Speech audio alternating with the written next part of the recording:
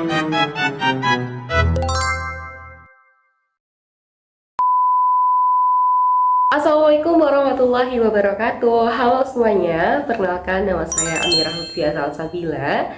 Saya memiliki NIM dengan nomor 250900000082.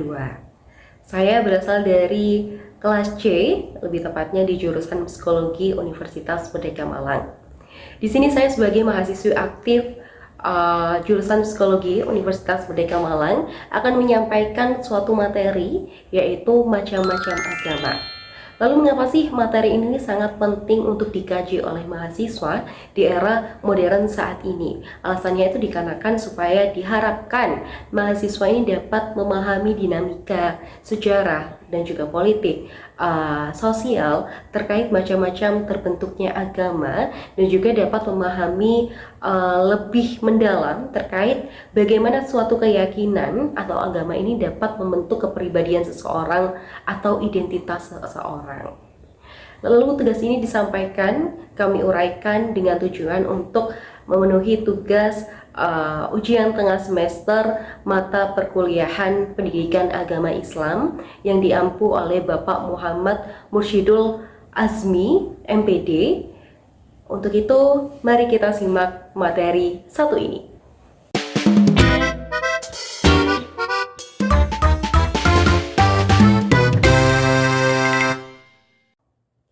Baik, di sini kita akan membahas mengenai macam-macam dari agama. Namun, sebelum kita membahas terkait lebih jauh macam-macam agama itu ada apa aja, nah, saya di sini akan menjelaskan mengenai sebenarnya apa sih agama itu.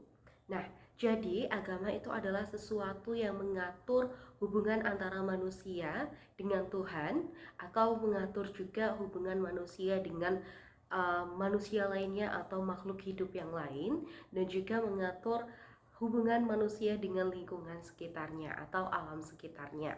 Secara simpelnya, agama ini mengatur segala aspek hidup, baik berkaitan dengan keyakinan atau prinsip-prinsip sosial, bahkan lebih luas lagi. Jadi agama itu termasuk dalam urat nadi dari kehidupan. Lalu pernah suatu saat salah satu sahabat itu bertanya kepada Rasulullah, sebenarnya agama itu apa sih ya Rasul? Dan Rasulullah pun menjawab bahwa agama itu adalah akhlak yang baik, di mana agama itu dimaknai dalam sistem keyakinan yang mengajarkan kebaikan atau petunjuk yang berguna untuk membawa ajaran penganut-penganutnya ini agar selamat dari api neraka setelah kehidupan mati nanti. Dibahas mengenai macam-macam dari agama. Jadi agama itu tergolong menjadi dua kategori, yaitu agama samawi atau agama langit, dan juga agama arti atau budaya. Apa sih bedanya agama samawi dan juga agama arti? Oke, kita bahas satu persatu terlebih dahulu. Oke, kita masuk ke pembahasan yang pertama, yaitu agama samawi atau agama langit. Sebenarnya apa sih agama samawi itu? Nah, agama samawi ini merupakan agama yang diturunkan oleh Tuhan kepada hamba-hambanya melalui nabi dan juga rasul. Ciri-ciri dari agama samawi ini adalah memiliki kitab yang diturunkan oleh Tuhan melalui para malaikat, melalui malaikat Jibril, malaikat Jibril yang diturunkan kepada nabi dan juga rasulnya, seperti itu. Jadi contoh agamanya tuh kayak agama Islam. Nah, agama Islam ini kan memiliki kitab suci yang diturunkan oleh Allah langsung, yaitu Al-Quran yang diturunkan kepada Nabi Muhammad.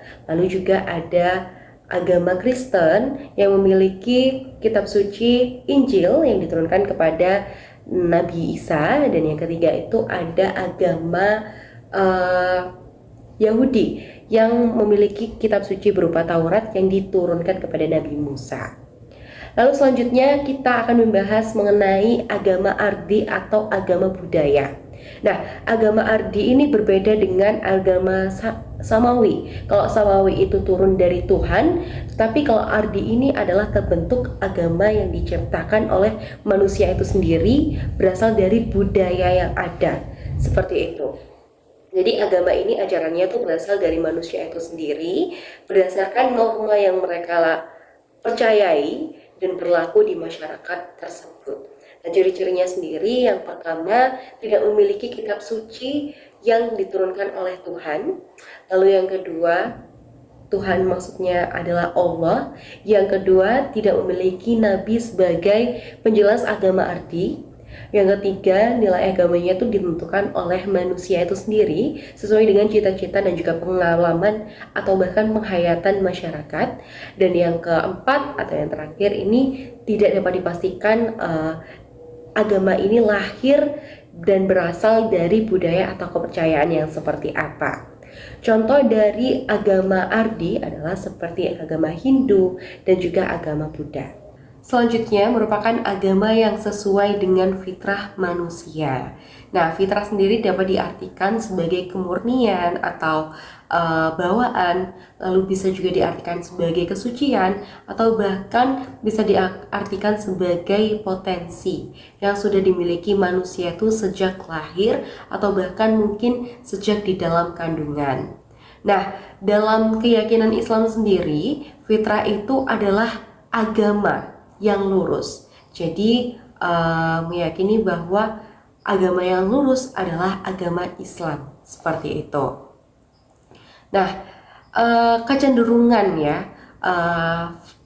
manusia terhadap potensi yang dimilikinya atau dalam kutip fitrah itu bisa menjadi baik, bisa juga menjadi buruk. Tergantung kita mau seperti apa.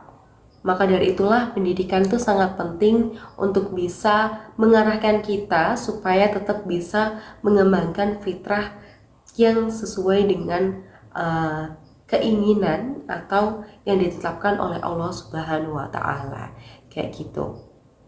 Sesuai dengan yang dikehendaki dalam surah Ar-Rum ayat 30, yang artinya, maka hadapkanlah wajahmu dengan lurus kepada agama Allah. Tetaplah atas fitrah Allah yang telah menciptakan manusia menurut fitrah itu. Tidak ada perubahan pada fitrah Allah, itulah agama yang lurus. Tetapi kebanyakan manusia tidak mengetahuinya. Quran Surat Ar-Rum ayat 30. Untuk itu agama itu sangat diperlukan dalam kehidupan pribadi seorang manusia untuk mencapai atau menuntun manusia mencapai kebahagiaan. Baik, selanjutnya kita akan membahas tentang eksistensi agama dalam kehidupan sehari-hari. Seperti yang sudah saya bilang sebelumnya, bahwa agama itu sangat berpengaruh dan memiliki manfaat bagi kita. Beberapa di antaranya adalah, yang pertama adalah agama sebagai pedoman hidup, di mana agama ini sebagai pacuan atau panduan untuk mengatur tingkah laku seseorang dan juga mengambil keputusan seperti itu agar sesuai dengan keyakinan. Dan yang kedua, agama itu sebagai sistem dan nilai moral, di mana agama itu menganut nilai dan moral yang baik. Misal kayak nilai kejujuran, nilai kasih sayang, keadilan, dan banyak hal kebaikan lainnya yang dianut pastinya dalam agama, di mana agama sendiri seperti yang dikatakan di awal bahwa agama itu adalah akhlak yang baik, seperti itu. Lalu selanjutnya juga bermanfaat sebagai motivasi dan juga harapan, di mana agama ini dapat mendorong individu untuk bisa berbuat baik terhadap orang lain, terus berkorban untuk orang lain, dan juga memberikan harapan di tengah ketika seseorang itu sedang berada di masa sulit. Itu agama bisa menjadi sosok motivasi bagi orang tersebut. Selanjutnya, agama itu juga berfungsi untuk kontrol sosial internal, di mana mengarahkan individu untuk menghindari perbuatan yang dilarang dan juga menyuruh untuk melakukan apa yang diperintahkan oleh agama atau Tuhan, seperti itu. Dan yang terakhir adalah agama itu juga sebagai sumber makna, di mana sumber makna di sini bermaksud ketika kita sedang mencari jati diri atau tujuan hidup, Nah, atau makna sebuah penderitaan kayak gitu. Nah, dari kesimpulannya, dari materi-materi yang tadi dapat disimpulkan dan juga dapat direfleksikan bahwa agama itu sangat berperan penting dalam kehidupan manusia, sebagaimana agama itu dapat digunakan sebagai pedoman atau pegangan hidup manusia untuk bisa menjadi pribadi yang lebih baik. Nah, apalagi dalam perkembangan zaman saat ini ya teman-teman, dimana teknologi itu semakin luas, semakin mudah diakses ya, dimana kita juga pasti sering banget untuk mendapatkan berita-berita yang tidak enak yang itu bersifat hoax. Itu merupakan salah satu tantangan yang ada pada sekitar kita pada kali ini teman-teman. Untuk itu kita harus berpegang teguh sebagai umat muslim, sebagai Islam ya, dimana Islam itu sudah mengatur bagaimana kita bersikap, bagaimana kita berperilaku, dan bertanggung jawab atas segala hal yang kita kerjakan sebagaimana dicantumkan dalam Al-Quran dan juga hadis.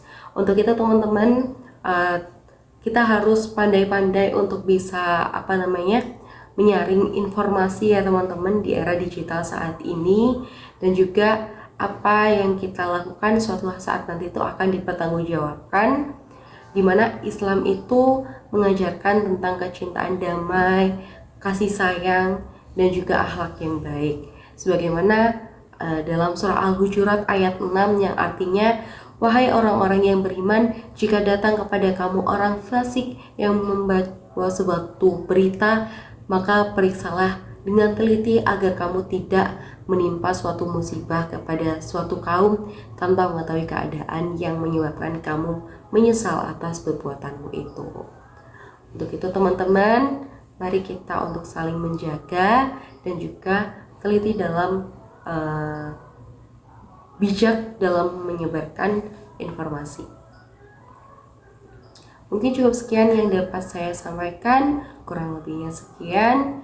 Assalamualaikum warahmatullahi wabarakatuh.